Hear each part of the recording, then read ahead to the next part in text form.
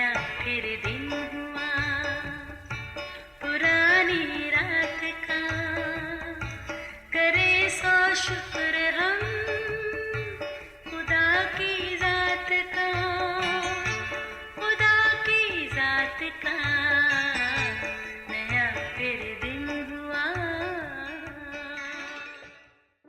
आज की आयत। फरिश्तों ने कहा, आए गलीली मर्दों, तुम क्यों खड़े आसमान की तरफ देखते हो? यही यीशु जो तुम्हारे पास से आसमान पर उठाया गया है, इसी तरह फिर आएगा, जिस तरह तुमने उसे आसमान पर जाते देखा है।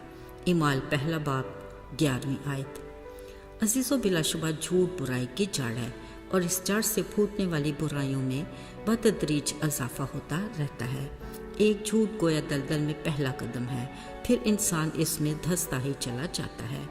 इसमें अब हम नहीं, एक झूठ को छुपाने के लिए कई झूठ बोलने पड़ते हैं। अक्सर झूठ बोलने वाले आदतन बड़े ही पक्के होते हैं, जिनको ना तो इसका एहसास होता है ना कोई पछतावा।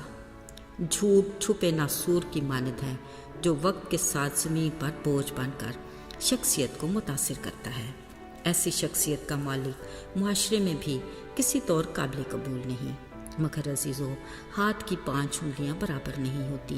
बहुत से ऐसे भी हैं जो किसी मसलहत के तहत झूठ तो बोल लेते हैं, जो उनके ज़मीर पर बोझ बन जाता है। ये बोझ वो है जो खुदा अपने फजल ही से दूर कर सकता है।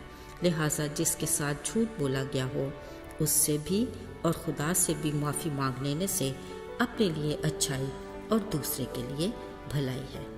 अजीज़ों, ज़रा ये भी देख लीजिए, मामूली सा कमज़ोर आईना ताकतवर इंसान के झूठ की निशानदही करते नहीं डरता, मगर ताकतवर इंसान खुद अपने चेहरे पर लगे दागों को मिटाने की बजाय बार बार आईने को साफ करने की गलतफहमी में पड़ा रहता है।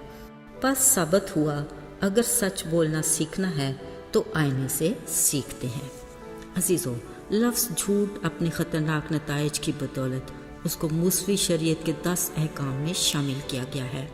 लिखा है, तू अपने पड़ोसी के खिलाफ झूठी गवाही ना देना, यानी झूठ ना बोलना। मतलब यह है कि झूठ खुदा को किस कदर नापसंदीदा है। याद रहे, झूठ खा कितना ही सफाई और डटाई से क्यों ना बोला जाए, पर सच अपनी पूरी कुव्वत के साथ जलवागर होकर ही रहता है। ज़रा याद करें उस दिन को जब यीशु अपने कहे और कलाम मुकद्दस के मुताबिक मौत और कब्र पर फतह पाकर कुदरत के साथ जिंदा हुए, जिसकी गवाही और खुशखबरी सबसे पहले फरिश्ते ने दी। कलाम मुकद्दस में लिखा है, यकायक भूचाल आया, फिर सफ़ेद पोशाक पहने नूरानी फरिश्ते ने कब्र पर सरकार की मुहर लगा पत्थर लुढ़काया और उस पर बैठ गया। ये नज़ारा वहाँ आई औरतों ने भी देखा और कब्र की निगरानी पर बैठे पहरेदारों ने भी। ये सब यीशु के जी उठने के ऐनी शाहिद थे और जिंदा गवाह थे। मगर जब मज़हबी लीडरों को इस बात का इल्म हुआ, उन्होंने पहरेदारों को बुलाकर कहा, तुम लोगों को ये बताओ कि उसके शागिर्द लाश चुरा कर ले गए हैं, और फिर रिश्वत देकर इन गवाहों को झूठी गवाही देने पर मजबूर कर दिया गया। लेकिन अजीज़ों, क्या सच कभी छुप सकता है?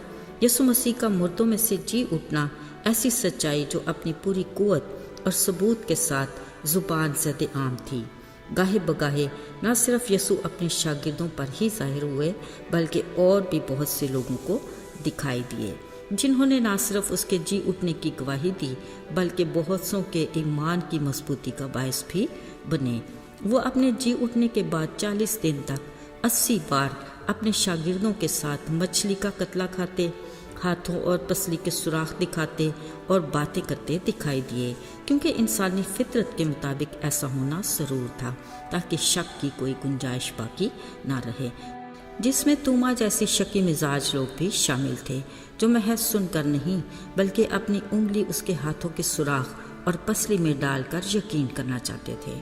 अजीज़ों, शायद हम उस तूमा शक्की मिजाज के बारे में अच्छा महसूस ना करते हों, मगर उसका ये शक्की मिजाज किरदार ना सिर्फ उसके लिए बल्कि और बहुत सौ के लिए बरकत और ईमान की मजबूती का बायस बना, क्योंकि यीशु ने उससे कहा, तू देख कर ईमान लाया, पर मुबारक हैं वो जो बिना देखे ईमान लाए, जिनमें यकीनन हम भी शामिल हैं।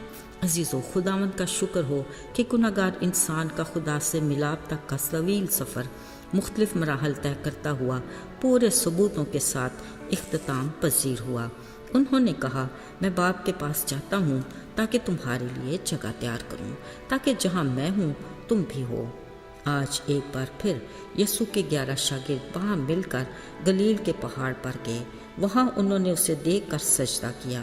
یسوع نے ان کے پاس آ کر کہا، آسمان اور زمین کا کل اختیار مجھے دیا گیا ہے، بس تم جا کر سب قوموں کو شاگرد بناؤ اور انہیں باپ، بیٹے، روح القدس کے نام سے بپتسمہ دے کر میری باتوں پر عمل کرنے کی تعلیم دو، جن کا میں نے تمہیں حکم دیا ہے، اور دیکھو میں دنیا کے آخر تک ہمیشہ تمہارے ساتھ ہوں۔